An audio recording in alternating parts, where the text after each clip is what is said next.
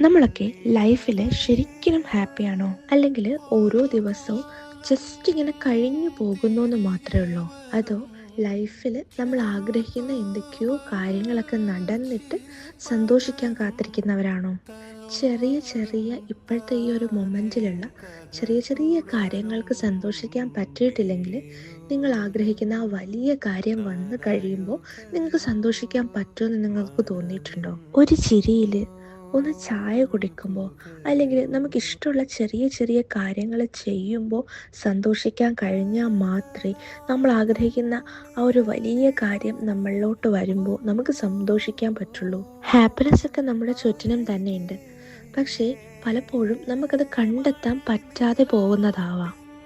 സന്തോഷമില്ലാതെ ഈ ഒരു നിമിഷവും ഈ ഒരു ദിവസവും കടന്നുപോയി കഴിയുമ്പോൾ പിന്നീട് ഒരു കാലത്ത് തിരിഞ്ഞു നോക്കുമ്പോൾ അത് നമുക്ക് വല്ലാത്ത നഷ്ടമായിരിക്കാം.